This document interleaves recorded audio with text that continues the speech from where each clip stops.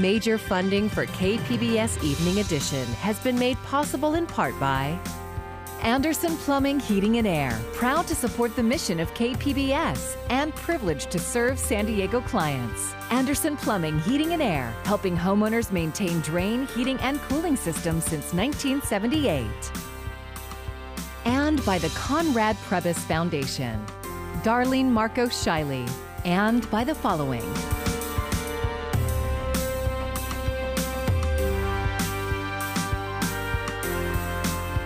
And by viewers like you. Thank you. Good evening. It's Thursday, November 19th. Thanks for joining us. I'm Amita Sharma, in for Maya Trabulsi. A coronavirus crackdown on state and county levels. San Diego will soon be under a curfew, along with all other California counties in the purple tier. More on that in a few minutes. But first, today, 899 new cases were reported in our region. Daily case numbers have been as high as 1,000 in recent days. As KPBS reporter Matt Hoffman tells us, county leaders announced new steps to enforce public health guidelines. Bottom line is, wear those damn masks out there, socially distanced, and the sooner we do that, the sooner we're going to get through this crisis. Sheriff Bill Gore says deputies will now start regularly heading out with COVID-19 compliance teams across the county. We're not going door to door out there. There's enough complaints. These enforcement operations are complaint driven. Gore says so far police departments in Oceanside, Carlsbad, Chula Vista, Coronado, and the city of San Diego have agreed to support their enforcement efforts. But officials in places like El Cajon have said they're not planning to enforce restrictions for businesses struggling to stay open. We would like to get compliance from all our chiefs, but if they're not going to join with us in enforcement actions, if that becomes necessary, we will issue those citations by ourselves without their assistance. The county says the goal is not to be punitive and they're only going after blatant and willful violators of the public health orders, but some aren't so sure. There is actually no phone number on the cease and desist letter. There's no email address. There's no phone number. There was nothing for even us to contact to ask questions. Chris Shaw of Urban Moe's Bar and Grill in Hillcrest was just given a cease and desist letter from the county, saying that our open-air patio is not considered a patio and that we needed to close. But Shaw is pushing back on that, saying this is an outdoor space. When we were in purple tier before, the patio was allowed as a patio. So I really don't know where they're coming from. There was no explanation. I was not here. They just gave it to one of our bartenders. A county spokesperson says while it may be a patio, Shaw's setup has 4 walls and under state reopening guidelines is considered indoor dining. Shaw counters that, saying these glass barriers are simply wind blockers. He's reaching out to the county to see what can be done. Our restaurants have taken a lot of time and a lot of energy and money to make safe environments. And this is a safe environment. It's a patio. And so the idea that they could just send out all these letters, this is what's really going to put these businesses out of business. Urban Moe's was one of more than 36 businesses that got a county cease and desist letter this week. Those still open face a criminal misdemeanor charge and or a $1,000 fine. Matt Hoffman, KPBS News. The rapid rise of COVID-19 cases has led state officials to announce a month-long curfew to try to limit the spread of the disease. Asking that as part of this targeted, limited stay-at-home order, that people are home by 10 and stay home until 5 a.m. The stay-at-home order to stop non-essential work and gatherings between 10 p.m. and 5 a.m. applies to all 41 counties in the purple tier, including San Diego. The overnight curfew will start at 10 p.m. Saturday, November 21st, and remain in effect until 5 a.m. December 21st. Strong advice from the CDC today. The agency says people should not travel for the Thanksgiving holiday, but if you do plan to fly, KPBS reporter John Carroll says you'll see changes in how the TSA is screening passengers. Travel over the holidays, something else that's going to be very different this year thanks to COVID-19. The hassles of huge crowds may not be such a big concern. AAA predicts at least a 10% drop on the roads. And the same is true for air travel. AAA says less than 2.5 million people will fly somewhere over the 4-day Thanksgiving holiday period. If you are hopping on an airplane, you'll see some COVID-influenced security changes at San Diego International Airport. TSA has taken steps to help protect travelers as well as our own employees. The TSA's Lori Danker says one of those steps is how an agent determines that you are who you say you are. Now you'll just put your ID into a special scanner. Our TSA officer does not need to touch your ID. You're going to be asked to insert your own photo ID into the unit. And in doing so, there's no cross-contamination. Also new is one of those things that used to exist only in the world of sci-fi and comic books. Think Superman's X-ray vision. TSA officers now have a machine that gives them a 3D image of what's inside your carry-on luggage. Our officers are able to manipulate that image on screen, and in doing so, they're able to get a better view of the bag, and that reduces the number of bag checks that passengers will have to undergo. Another addition to keep travelers and TSA officers safe isn't high-tech at all. In fact, you see them everywhere in this pandemic, acrylic barriers. Anywhere where the traveler and the TSA officer come in close contact. The airport has also issued travel tips, nothing too surprising, just a reminder to adhere to all the COVID preventative measures that are so familiar 9 months into the pandemic: masking, distancing, frequent hand washing. They also say everyone should be familiar with requirements of their particular airline and COVID regulations in place at your destination. Finally, an interesting read on how Americans are feeling about flying these days from the data analytics firm J.D. Power. Only 10% of people say they're concerned about COVID when it comes to airport security. The biggest worry people have, 37%, is time spent in the airplane. John Carroll, KPBS News.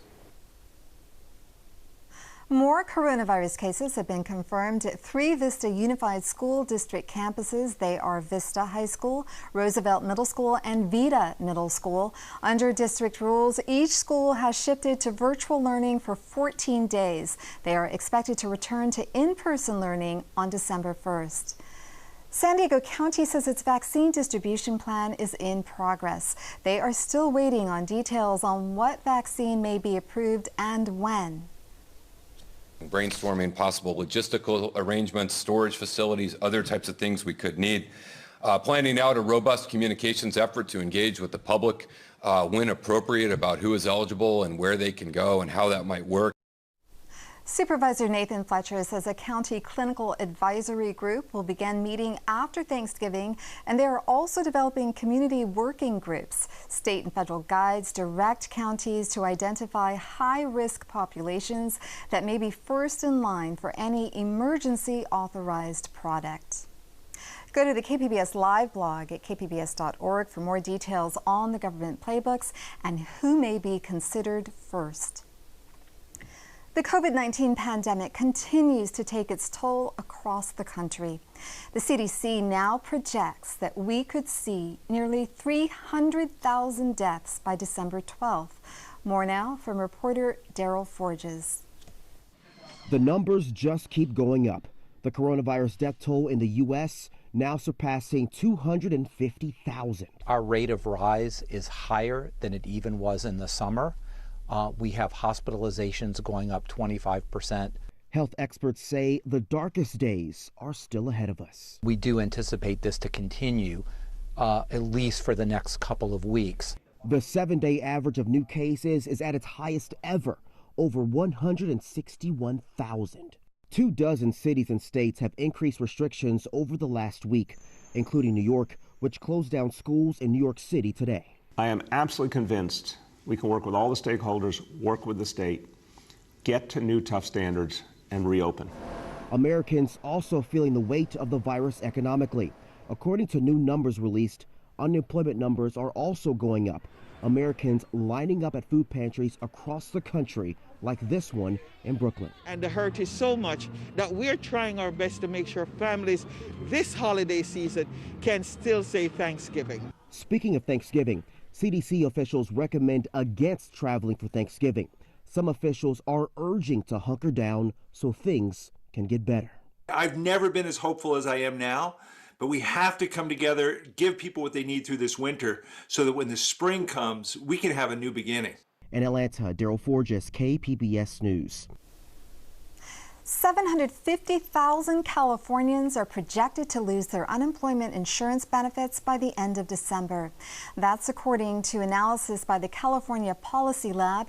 It projects most people will lose benefits on December 26th when the federal pandemic unemployment assistance is set to expire. Others will be pushed out by the expiration of the CARES Act's extra 13 weeks of extended benefits. The CPL projects by January there will be 173 million fewer federal dollars coming in to California's economy every week. The Biden transition team spent time today speaking with some of the nation's governors who are on the front lines of the coronavirus fight. This as President Trump's legal team continues to fight the results of the election and hold up the transition between administrations. Karen Kafa has the latest. While governors prepare to navigate the deadly, dire stretch ahead in the battle with COVID-19. If you measure it by positive cases every day, hospitalizations, ICU, positivity rate of transmission, all those numbers are going in the wrong direction. President Donald Trump and his lawyers continue to look backward to Election Day and the race the president has lost but continues to undermine with baseless accusations of electoral fraud. We cannot allow these crooks, because that's what they are, to steal an election from the American people. The government process of ascertainment, which officially starts a transition, is still stonewalled by the Trump administration, delaying conversations with the Biden team, especially about the coronavirus pandemic. Some of them are political appointees, but some of them are just career bureaucrats and scientists who've been working in the trenches, who have crucial information that we really need to be briefed on now. Sources say some back-channel talks are taking place between current and former Trump officials and the Biden team. President-elect Joe Biden and Vice President-elect Kamala Harris held a virtual meeting Thursday with the bipartisan National Governors Association. We both want to work with you. We want to work with you and the Congress on a bipartisan basis to make sure you get the resources you need. Their inauguration now less than 9 weeks away. In Washington, I'm Karen Kafa. Meanwhile, the hand tally of votes in Georgia is now over. A top elections official says the results reaffirm President-elect Biden's lead over President Trump. A coalition of local Latino elected officials and community leaders are making their case for who the governor should appoint to replace Kamala Harris in the U.S. Senate. Here's KPBS reporter Jacob Baer. When Vice President-elect Kamala Harris leaves her Senate seat in January, these local leaders want Governor Gavin Newsom to appoint a Latino or Latina to replace her. And it's only through having representation that represents the demographics of this state will we get equity. And so, Governor Newsom, if you're listening to this, do the right thing. Think about the many qualified Latinos, Latinas that are vying for this position. The 17th Amendment to the U.S. Constitution empowers state governors to make appointments to fill their state's vacancies in the U.S. Senate. It has happened 5 times in California history. But since California became the 31st state in 1850, there has never been a Latino to represent the state in the U.S. Senate. At that very top level, right, in the U.S. Senate and in the governor's office in recent years, that hasn't been a group that's been represented. And so this is one of the possible opportunities for Gavin Newsom to both make history, but also put in power incredibly well qualified leaders with long histories of experience. With Latinos now comprising nearly 40% of the state population, local Latino leaders say now is the time for Newsom to act in appointing one to the Senate seat. We are a larger group than any other demographic in California. But even with those numbers, we have never held the title of U.S. Senator in California, despite the fact that California itself used to be Mexico. You think of a place where a Latino or a Latina should represent the state in Washington, D.C., it's definitely California. Similar calls to action have already been held in Fresno and Sacramento, and more are planned in Los Angeles and San Jose. Jacob Baer, KPBS News. 1 month ago today, a 39-year-old Mexican citizen who was in mental distress was shot and killed by a San Diego police officer. Now, KPBS reporter Max Rivlin-Nadler tells us his widow is beginning the long legal process of trying to hold the city accountable. Legal permanent resident Jose Castro Gutierrez was panicking and confused a month ago when he asked his neighbors to call the police. Within minutes of their arrival, one of the officers had shot him dead.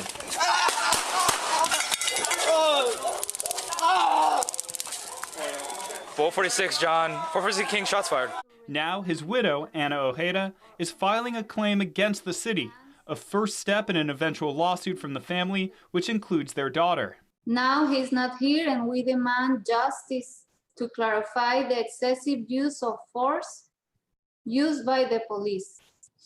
And we are here to seek and reflect on other ways to attend mental illness crisis without having to resort to death. Eugene Iredale, the family's attorney, said despite some recent efforts by the San Diego Police Department to change its treatment of people in mental distress, the fatal use of force is far too common. The problem requires more training, more money, more psychiatric professionals, and a greater sensitivity that to police who are trained in the warrior mode of policing, not every problem is the nail that is to be resolved by the hammer of use of force. Body camera footage of the shooting shows Castro Gutierrez holding a curtain rod as he ran towards the officers asking for help. One officer tased him, another shot him with a beanbag, and a third officer shot him. The San Diego Police Department told KPBS Thursday that there are no new updates on the case at this time. It's currently being reviewed by the department, its homicide unit, and the district attorney's office. If any internal discipline is taken against the officer who shot Castro Gutierrez, it will be up to the police department whether to make that public. A new commission on police practices, which was overwhelmingly passed by voters earlier this month and is likely to be established in the next year, could look into instances like this and shed more light on police use of force in San Diego. Max Nadler, KPBS News. The American Medical Association now recognizes racism as a serious threat to public health. The organization says racism exacerbates health inequities among historically marginalized communities and poses a barrier to care. The AMA's House of Delegates also adopted policies aimed at tackling racism's impact on healthcare and medical research. San Diego County is already working on another climate action plan, hoping to come up with one that stands up to legal scrutiny.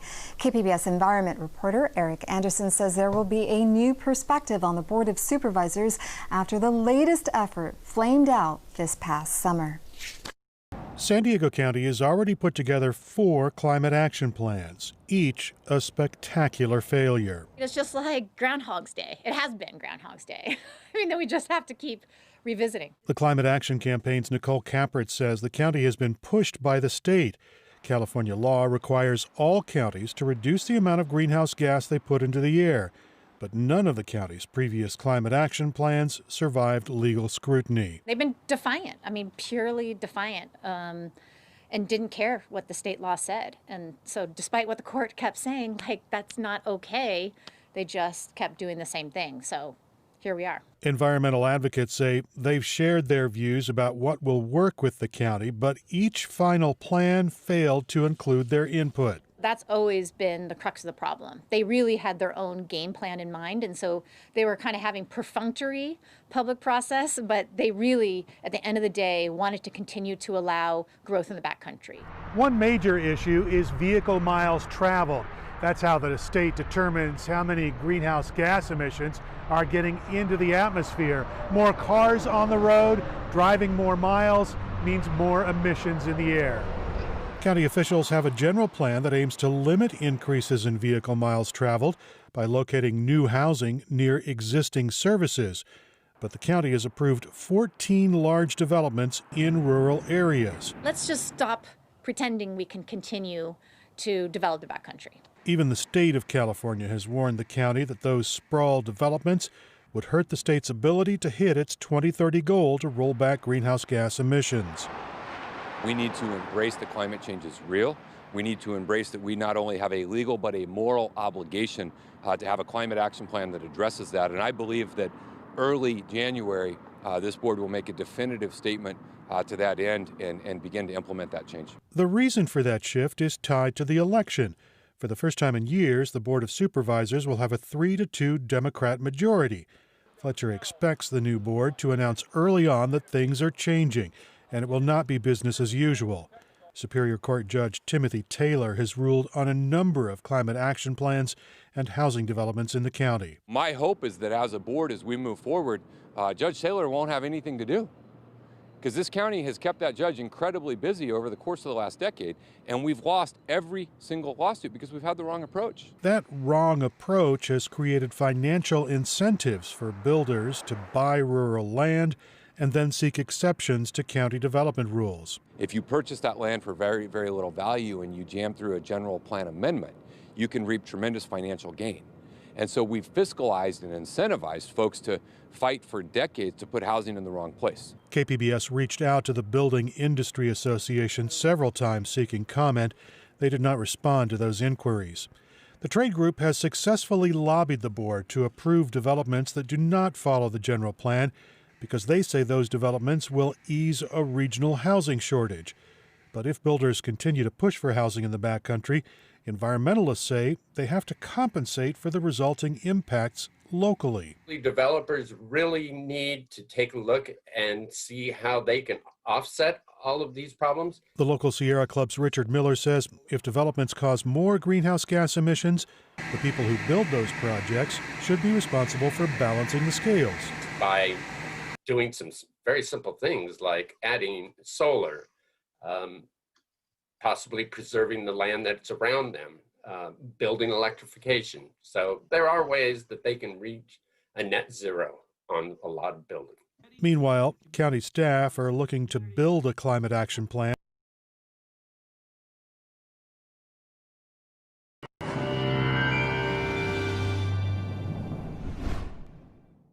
Hope you're having an excellent Thursday, and thanks for tuning in to KPBS. I'm AccuWeather's Marvin Gomez. Let's take a quick look at your weather highlights as we head into the next couple of days here. Through Friday, we're going to have that onshore flow that's going to bring us that fog along the coast for tonight and also into Friday night.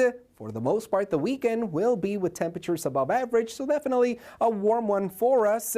And dry weather, pleasant conditions will continue with us for the next couple of days. Here's a quick look at our satellite and radar earlier today. Notice how very quiet weather has been in place for most of Southern California. Tonight in San Diego County, temperatures will be cooling down to 47 degrees across Borrego Springs. Mount Laguna, definitely on the cold side, 34 for tonight. Meanwhile, along the coast, that's where we will have some mid-50s from San Diego towards Chula Vista. Meanwhile, Oceanside at 44 degrees. As we look into Friday, temperatures a bit on the warm side to the south of the Four Corners. That's going to, of course, make it towards parts of Southern California. Notice how the northern half of the state, temperatures are still on the cool side there. Here's a quick look at the numbers for us in San Diego County. Oceanside warming up to 68. A couple of clouds, high clouds for the afternoon. And keep in mind, along the coast, we're going to have some areas of fog before 10 in the morning. High pressure eventually takes control over the southwest for our Saturday. Again, things are dry for the entire region, and we're going to have more of an offshore flow across Southern California for Saturday into Sunday as well. Here's a quick look at your extended AccuWeather forecast. Along the coast, 70 degrees on Saturday, 69 on Sunday with abundant sunshine. Inland areas, a few clouds for Friday, but mostly sunny skies for Saturday and Sunday as well. Temperatures there into the mid-70s and upper 60s for Saturday and Sunday across the higher terrain. A quick look at the deserts, 81 on Friday. We jump to 82 on Saturday. Abundant sunshine for you on Sunday as well, and temperatures into the upper 70s for early next week. Back to you. Another former Aztec is going to Toronto. San Diego State guard Malachi Flynn was picked 29th overall in the NBA draft by the Raptors. SDSU basketball tweeted congratulations, saying an Aztec in Toronto worked out well in 2019. That's a reference to Kawhi Leonard, who led the Raptors to their first ever NBA championship. 22-year-old Flynn was named last season's Mountain West Player of the Year. I'm Judy Woodruff. Tonight on the NewsHour, the massive surge in COVID-19 infections and deaths prompts the reimposing of restrictions. Coming up at 7 after Evening Edition on KPBS. Here's a recap of our top stories. Today, Governor Newsom issued a curfew order for California counties in the purple tier, including San Diego. It goes into effect at 10 p.m. Saturday. At the county level, leaders are coordinating with law enforcement to ensure compliance of public health orders. More than 3 dozen businesses were issued cease and desist letters this week. And the CDC said today that people should not travel for the Thanksgiving holiday. However, if you are planning to fly soon, San Diego International Airport is making security changes. You will scan your own ID at TSA checkpoints, and there is new 3D image scanning for bag checks to limit cross-contamination. Charlie Brown and the Peanuts gang are coming to PBS for the holidays. Apple and PBS have inked a deal to show the beloved holiday specials on broadcast TV. A Charlie Brown Thanksgiving will air at 5:30 p.m. this Sunday, November 22nd. And you can watch A Charlie Brown Christmas on December 13th, also at 5:30 p.m. Both will air commercial-free here on KPBS. You can find tonight's stories on our website, kpbs.org/evening edition. Thank you for joining us and have a great evening.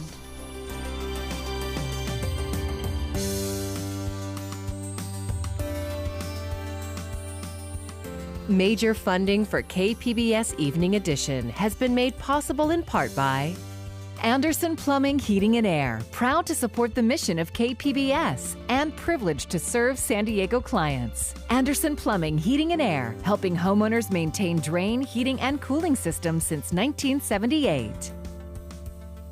And by the Conrad Prebys Foundation, Darlene Marco Shiley. And by the following: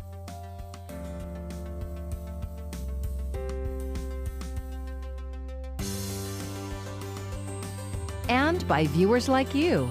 Thank you.